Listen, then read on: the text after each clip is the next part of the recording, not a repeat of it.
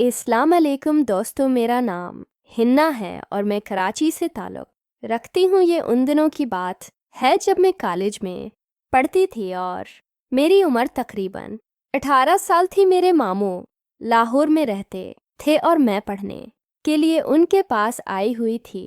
मेरे मामू का नाम शफीक था। मेरी मामी दुनिया में नहीं रही थी। मेरे मामू वाहदा में सरकारी मुलाजिम थे। इनकी एक ही साली थी। मेरे खालों के शौहर का इंतकाल हो गया था। मामू खाला की वफ़ात के बाद खाला को घर ले आए थे, क्योंकि खाला के घर वालों ने खाला को घर से निकाल दिया था।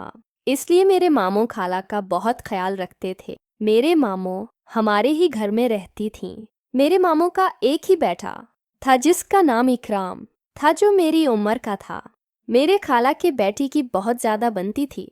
शाला भी मुझसे बहुत प्यार करती थी। जब भी वो मेरे घर आती थी, मेरे लिए बहुत सारे तोहफे लेकर आती थी। मेरे खाला के बेटे का नाम इकराम था और इकराम भी मेरी तरफ जज्बाती और मुतवज्जा था।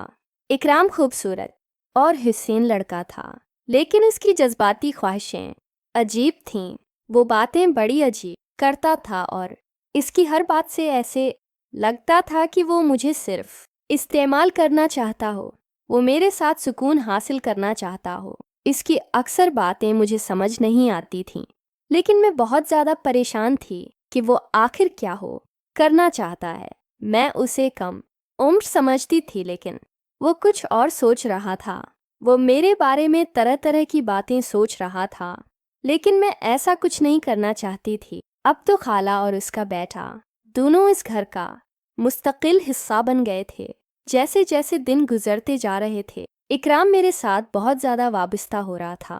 अब वो हर वक्त मेरे कमरे में रहने लगा था। हम दोनों मिलकर खेलते, सबक याद करते। घर वाले हम पर बिल्कुल शक नहीं करते थे, क्योंकि हम दोनों कज़न थे। कोई भी हमारी तरफ ऐसी नज़र से नहीं देखता था।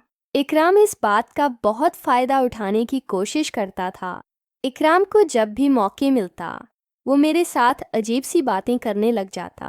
पहले तो मैं इकराम की बातों पर हंसती थी, लेकिन जैसे जैसे दिन गुजरते गए, पता नहीं क्यों मुझे इकराम की बातें अच्छी लगने लगे। मेरा खुद दिल करता था कि इकराम के साथ मुझे कुछ बातें करने से बहुत अच्छा लगता था।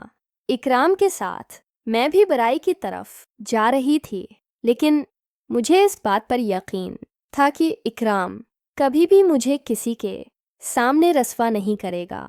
फिर एक दिन इकराम मुझसे कहने लगा कि मैं तुमसे ताल्लुक़ बनाना चाहता हूँ।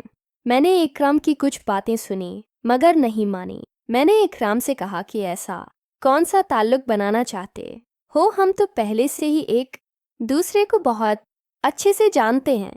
इकराम मुझसे कहने लगा कि मैं इस ताल्लुक़ की बात नहीं कर रहा। मैं बच्ची भी नहीं थी। मुझे इकराम की सारी बातें समझ आ रही थी, क्योंकि मेरा भी दिल करता था कि इकराम मेरे साथ कुछ करें। इकराम मुझसे 1 साल छोटा था, लेकिन उसकी बातें बड़ी वाली थी। ऐसा लगता था कि इकराम पहले से ही इस काम में एक्सपर्ट हो। मैं पहले से ही बहुत ज़्यादा जज्बाती खूबसूरत लग रही थी।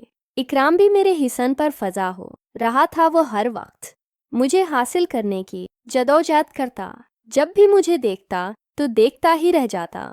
ऐसा लगता जैसे वो मेरे साथ खेलना चाहता हो। वो मेरी तरफ अजब नज़र से देखता था। इकराम की नीयत कुछ ठीक नहीं थी, और मुझे इस बात का डर था कि अगर खाला और मामू को पता चल गया तो मेरा क्या हाल होगा।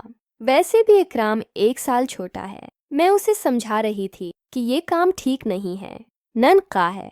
एक दिन मर्तदी ने इकराम को प्यार से समझाने की बहुत कोशिश की, लेकिन वो अपनी ज़िद पर था कि मैं तुम्हें हर कीमत पर हासिल करके रहूँगा।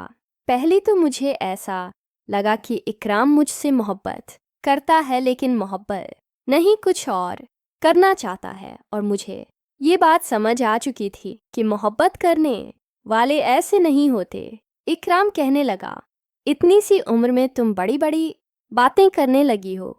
इकराम की बात मुझे समझ आ गई थी कि वो क्या कहना चाहता है। एक दिन मेरे मामू और खाला शादी में चले गए। हम दोनों घर पर अकेले थे। इकराम को जब पता चला कि घर पर कोई नहीं है, तो वो मेरे कमरे में आ गया। इस वक्त मैं बेड पर हूँ, बैठकर टीवी देख रही थी।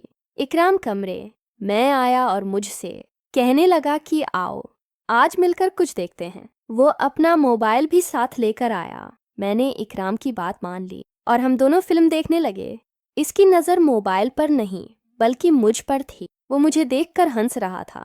अचानक इकराम ने मोबाइल बंद कर दिया और मुझसे कहने लगा कि तुम मेरा साथ दोगी। मैंने इकराम से पूछा, तुम किस साथ की बात कर रहे हो? तुम ये बात किसी को ना बताना। मैंने इकराम से कहा, पहले मुझे बात बताओ, बस तुम वादा करो कि किसी को नहीं बताओगे। उसने कहा कि मैं किसी को नहीं बताऊंगा। मैंने हामी भर ली कि ठीक है, मैं ये बात किसी को नहीं बताऊंगी। इकराम ने मेरा हाथ पकड़ा और कहने लगा, मैं तुम्हारे साथ कुछ करना चाहता हूँ, और अपना हथियार दिखाया। बहुत हड़ा था। फिर हम दोनों ने काम शुरू किया।